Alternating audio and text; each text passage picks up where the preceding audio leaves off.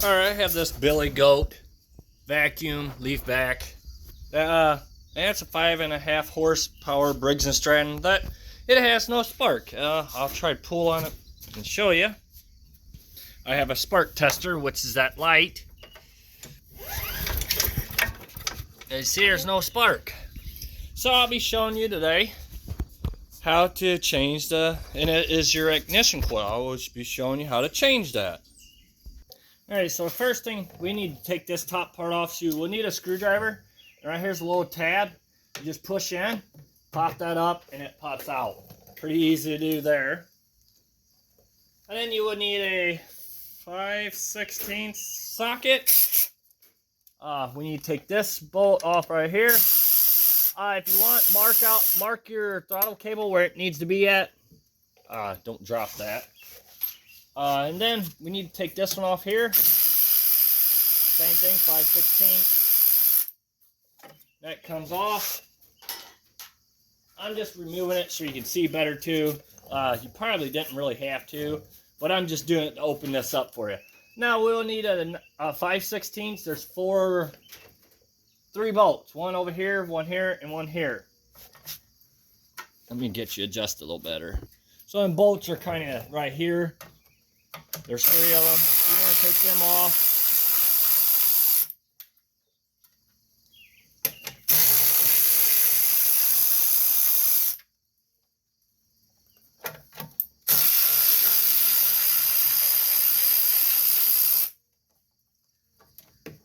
Alright, so now there's one more bolt we got to get to before this tank will come off. Now this is a good time if you got gas in this. Remember that it's going to probably want to spill out because there's a gas line there you have to take off. But this bolt is right here. And see it right there. We need to get that off, and that is a 3/8 socket.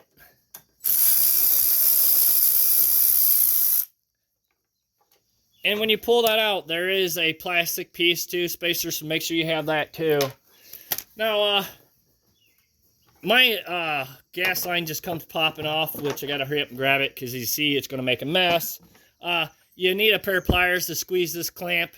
Probably twist that gas line and it'll come off. Alright, so now we need a 3/8 socket again. There's 2 bolts right here we gotta get off.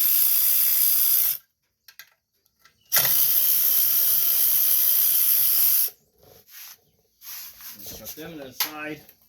Now we're going to go to the front. And this bolt, and this bolt.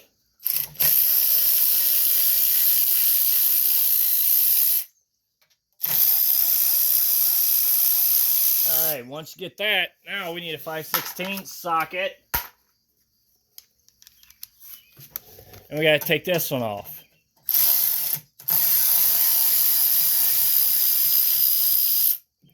So, alright, since we got that off already, now, what I normally do is I'll pick this oil dipstick up and turn it around and push it back in. All it does is sit down in the oil petcock deal right there. What that does is you want to keep it in there so you don't get dirt in the motor. That's a no-no. So now we're ready to lift this off. And the ignition coil is right here. Alright, first thing we want to do is we want to unhook the wire from the spark plug. So you need a 1/4 socket to go on these 2 bolts here.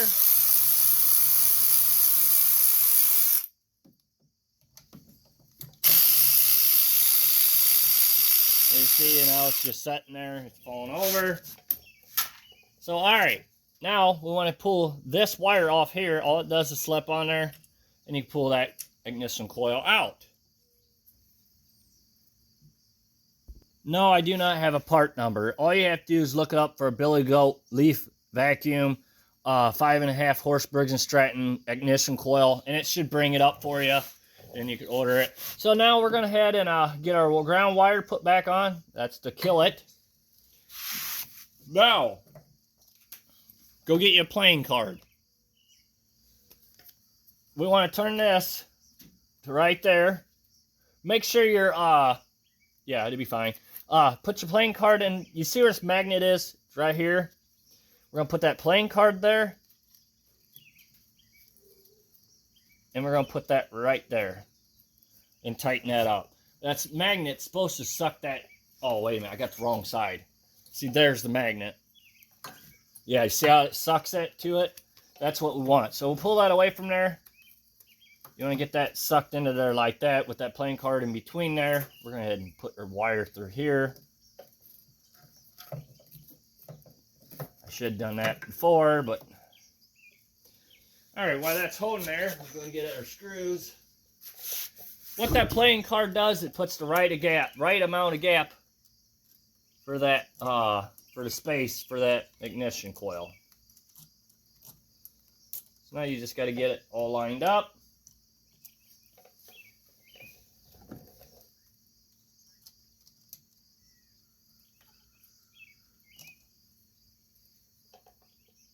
So once you got them in place, you got that card in between there. Make sure that card is in between there. Tighten that down. Both of them. Now you don't want to over tighten these if you're using an impact because you can break them. So then just turn that flywheel and there you go. That gets your right amount of adjustment that you need. If you want, you can take sandpaper if yours is really rusty along this magnet and clean it.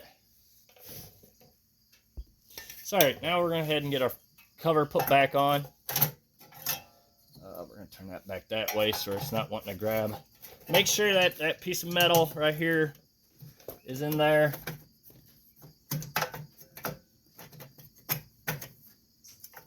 May have to wiggle things around a little bit. Now, the best thing to do is you want to get all of these 4 bolts started in here before you attempt to tighten anything down.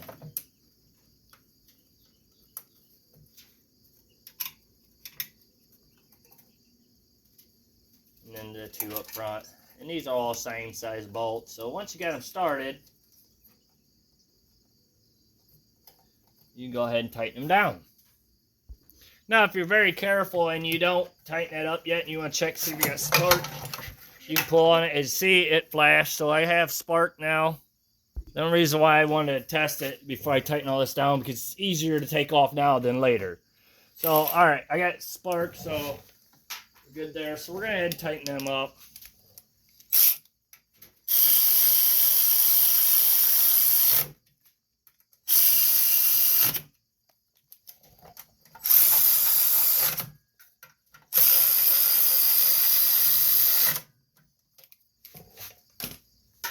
So I'm going to get your dipstick taken out, turn it around, and it goes in a groove. There's a little groove on here. I'll show you. There's that little groove that goes right there that sets in. So just make sure it sets in there and get your little bolt put in there. Now, the fun part is gas tank. Without trying to lose all your gas, you got to get your gas line put back on. Get your clamp put on there. I'm hoping you see you can't. So get a pair of pliers, get your clamp put back on. Just like that. Now the fun part begins. We gotta get your pull rope out past that plastic. So you probably can't see, but this is that bolt that came underneath this tank. So we're gonna get it started in there. Oh, you know what? This goes in between the motor and tank. So that's the fun part there. So we gotta get that in between that motor and tank. And then to get that bolt started, as you see, there isn't much room. So it's staying there. So what I'm going to do is go ahead and get my socket on there and try to get that tightened up. I ain't doing tighten it up, but I'm going to get it started, I should say. Okay, it started. So now we're going to go up top. So now we got to get these 3 bolts. That's why you don't like tighten that other one up or down there. You want to get these 3 started, which is pretty tight in here, so you know you got to fight with it. Move the plastic around and get your holes lined up. Then the one right underneath the pull rope. And once you get them started, go ahead and tighten everything down. Oh, wrong one.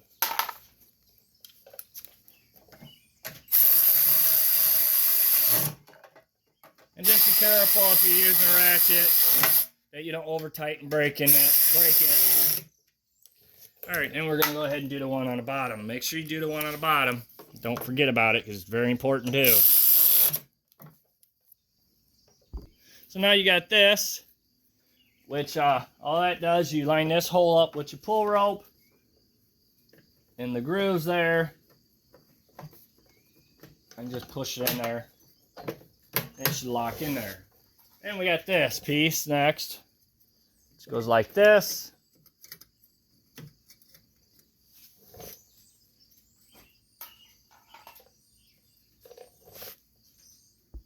So get that screw started in there, and then we want to go ahead and get our cable put on.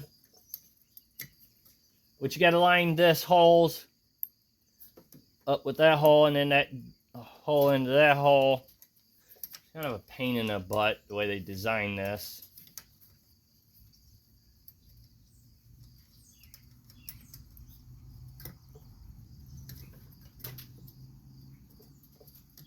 I'm trying to find that hole there.